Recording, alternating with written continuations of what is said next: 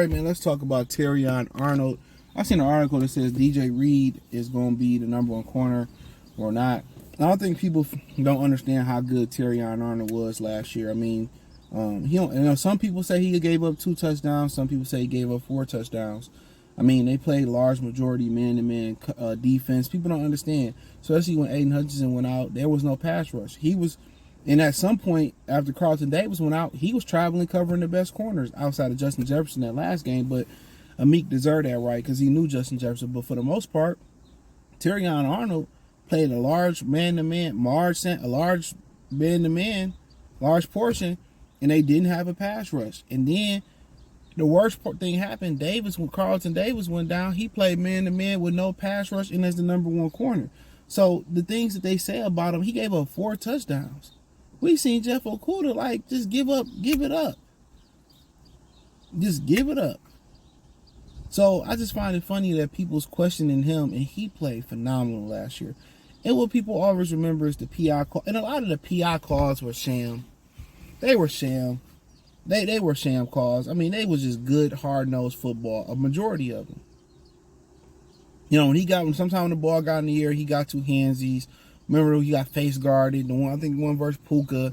You know what I'm saying? Dude was in great position. Now, when you see a guy like Jeff Okudah or Darius Slay when he first got to Detroit and they had him playing more zone, they were getting cooked. They were getting fucking cooked. Okudah wasn't even 10 yards within the ball. I'm talking about I grabbed my ACL or grabbing his hamstring and stuff. Terrion Arnold is right there. Terrion Arnold's a dog. He played phenomenal last year. Didn't have to pull him. Had some injuries. Didn't have to pull him. He wasn't a weak link. And then like I said, a lot of them PI calls, if you go back 20, 30 years ago, that's good football. And I find it funny when you hear a guy like LeBron say, well, Giannis will average 250 points, will score 250 in the 70s. It's so many things that's changed to make the game easier for y'all. If I have to change things to make it easier, what do that tell you about this era?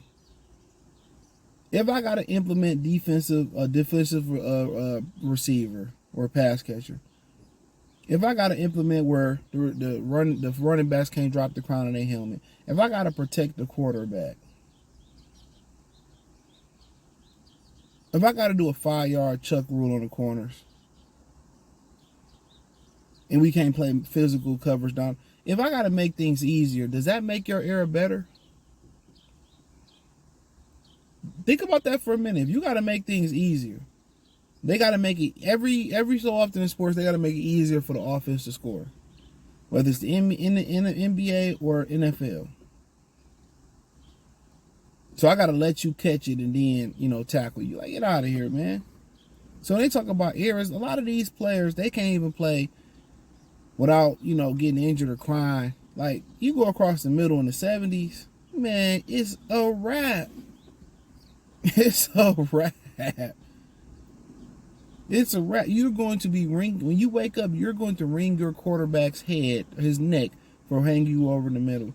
So that's what I'm saying. Like, a lot of this is just really good, hard-nosed football, but they doing this for the money. They doing this because they think the aesthetics of scoring points is what drive fans. And they don't like, it's like making Madden. You know what I'm saying?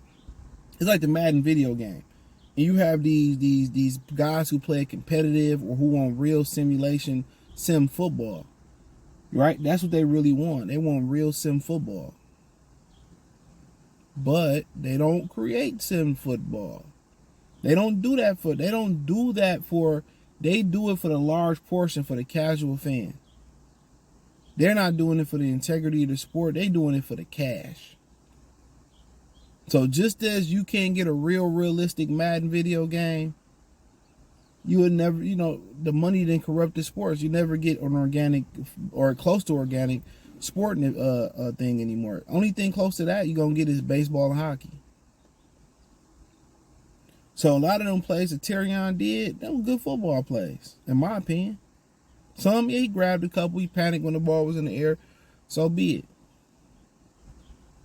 But man, he was sticking on them dudes like honey and glue on you. He played good coverage, and And as a rookie come in, man, every time you go in, man, and you don't even have a pass rush. People understand how hard that is? Most of y'all let y'all toddlers run out in the field. Y'all wouldn't have to win to catch them. Come on. So I don't think people understand how phenomenal a feat that is for what he did last year. And he stepped in and was the number 1 corner. And that Commanders game, from what I seen, he wasn't a problem. They just didn't have no pass rush to the athletes to catch Jaden Daniels. That's it. They got out coached. But then also they didn't have the manpower. But when you start talking about who to be the number 1 corner, it's more likely going to be Terrion Arnold. You know. And it's Rackstraw going to come in and hopefully be healthy. You know, didn't get a lot of picks in college, but last training camp he got a lot of picks. So don't sleep on him neither. Don't sleep on him neither. They got a strong batch of corners. Terrion, DJ, Meek, and Rackstraw right there. That's a strong 4. Then you turn around and you put that Rock guy in. You put the other guy from the Eagles. They got a strong batch of corners. But Terrion is the guy. Terrion is going to be their number 1. May not to start off next year, but he going to be their number 1. And don't be surprised if and this Rackstraw don't start making some noise too. Don't be surprised. They didn't bring him in here to play. He just pretty much, for the most part, redshirted his first year because of injuries. You just didn't see him a lot. So now, you know, that hamstring injury, he get in shape. I mean, you got depth there now, but that, you know, really wasn't nobody concerned about the cornerback position because a lot of guys that can play it. Even if you kept it intact. Only person people really didn't like was Vitor, but Vitor was the most consistent. He was there when you needed him, but you know, their problem lies in the front 4. They have done anything to change that narrative. And they're the problem. You got the best cover corners in the world where you can't generate pressure, especially in this league where you can't touch or press them like that or bump them down the field like that. Like, you're going to get torched. You're going to get torched. So, it is what it is, right? But yeah, I think Terrion is going to be your number 1 corner. And no knock at Reed. A lot of times it's 1A, 1B. But with his size, his athleticism, him, you know, taking that torch last year when Davis got injured. You know, and sometimes Meek might get out there on a guy like Justin Jefferson. So they got some dogs there. So hopefully they can, you know, help him out with some good defensive monsters up front. But hey, thumbs up the video, share the video, subscribe to the channel. The subscribe button is the bell icon button. Hit all notifications, increase your chance, get notifications. We go live with our video. Hit the link inside the description. You can find me on X, Instagram, Spotify, Anchor, Cash App, Venmo, PayPal, Amazon, Kick, Twitch, 9, wherever I'm at. Peace.